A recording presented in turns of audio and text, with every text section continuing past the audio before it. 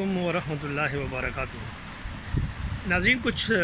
अर्ज़ करना था तो मैंने कहा कि बजाय लिखने के वीडियो में ही बयान कर देते हैं कि शायद हमारी बातें हमारे उन हज़रात तक पहुंच सकें जो इनसे दिलचस्पी रखते हैं।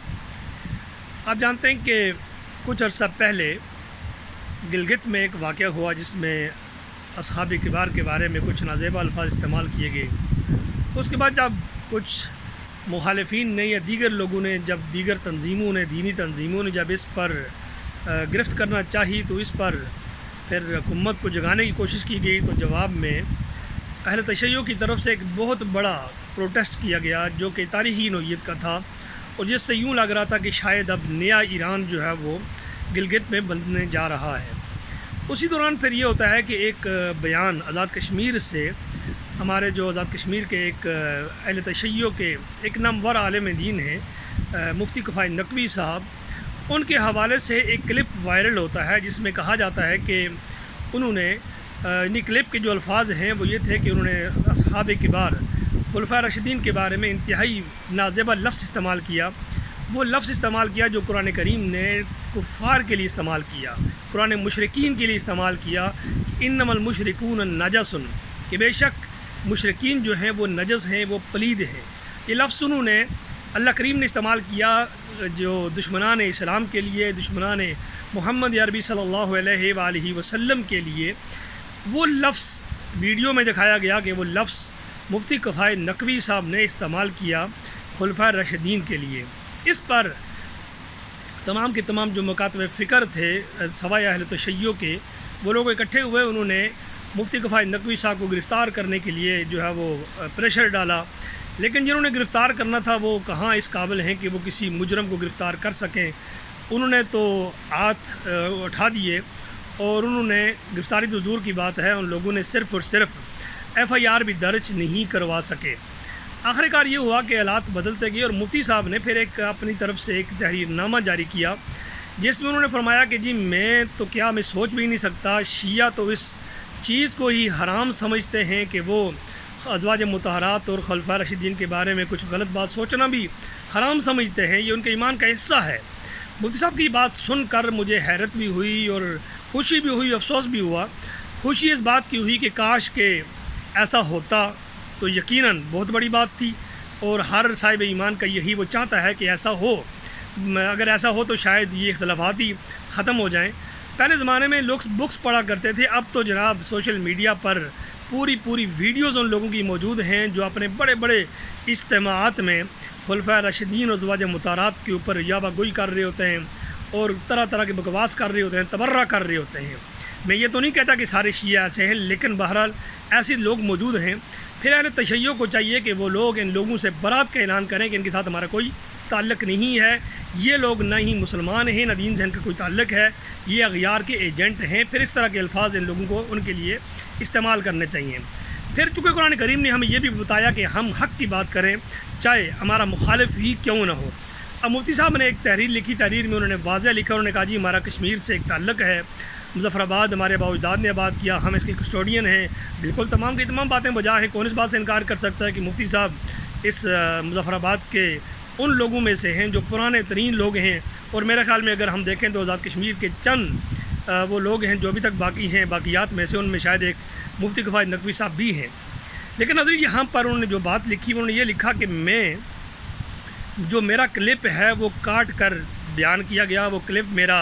हकीकत में ऐसा नहीं है। मैं खुलफाए राशिदीन का एहतराम करता हूँ, अज़वाज मुतहरात का अदब व एहतराम करता हूँ, मैं उनकी तौहीन को हराम समझता हूँ। उन्होंने जो अल्फाज लिखे यकीनन ये बहुत बड़े अल्फाज हैं। अगर वो अल्फाज जो उन्होंने लिखे हैं वो बिल्कुल ऐसे ही हैं तो फिर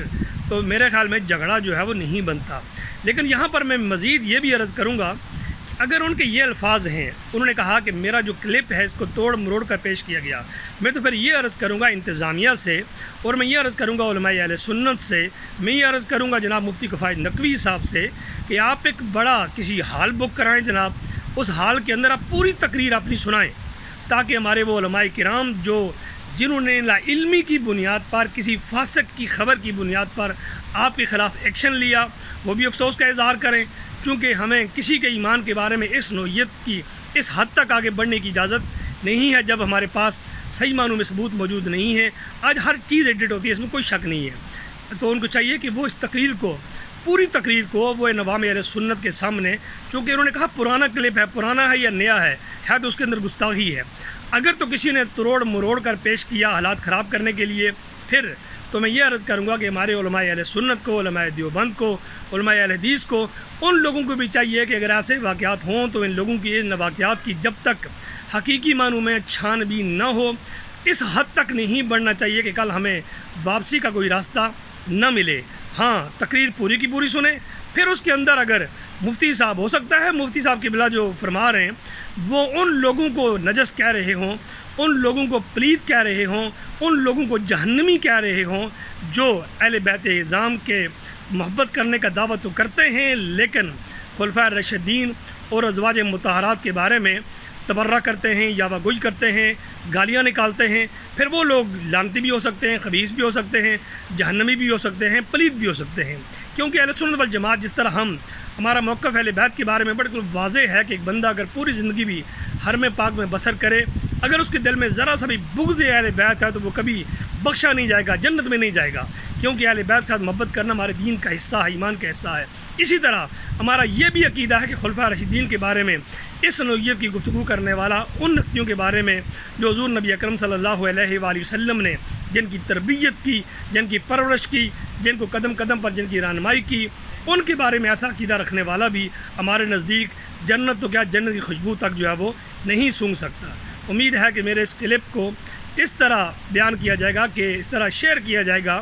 تاکہ ہمارے جو اختلافات ہیں وہ بھی ختم ہوں اور حق جو چھپا ہوا ہے وہ بھی سامنے آ جائے۔ میرا مقصد نہ تو مفتی کفایت نقوی صاحب کو 100% مجرم قرار دینا ہے اور نہ ہی دوسرے حضرات کو 100% جو ہے وہ صاف بیان کرنا ہے۔ جہاں سچ ہے، جو سچائی ہے وہ آنی چاہیے۔ اسلام نے ہمیں یہی فرمایا، ادعو الی سبیل ربک بالحکمۃ والموعظۃ الحسنہ وجادلہم باللتی احسن۔ وجادلہم باللتی احسن کی جو تفسیر ہے جو ضیاء القرآن میں حضور سید ضیاء الامت رحمۃ اللہ علیہ نے لکھی ہے، اس میں واضح موجود ہے کہ جب تم مجادلہ کرو، مناظرہ کرو، وہاں تمہارے پیش نظر تمہاری جیت نہیں ہونی چاہیے بلکہ حق کی بات ہونی چاہیے۔ اگر مفتی صاحب نے جو لکھا کہ جی ہمارے ہاں تو یہ ہے کہ اہل تشیع کے ہاں تو یہ ہے کہ ہم اہل بیت اور ازواج مطہرات کے بارے میں ہم ازواج مطہرات اور خلفاء راشدین کی بے ادبی کو حرام سمجھتے ہیں، اگر بالکل وہ ایسا ہی ہے تو یقین جانیے پھر تو ہم ان کے سامنے سر تسلیم خم کرتے ہیں۔ اگر ایسا نہیں ہے تو پھر یہ بہت بڑا بہتان ہے، افطرا ہے، جھوٹ ہے۔ تو ہمیں ان باتوں کے بارے میں ڈیپلی سوچنا چاہیے تاکہ ہمارا امن و امان بھی قائم رہے، اور امن و امان تبھی قائم رہ سکتا ہے جب ہم ایک دوسرے کے نظریات کا بھی احترام کریں، ایک دوسرے کے معاملات میں دخل اندازی نہ کریں، اور جو ہمارے عقائد ہیں ہم ان کے اوپر بھی کاربند رہیں۔ السلام علیکم ورحمۃ اللہ وبرکاتہ۔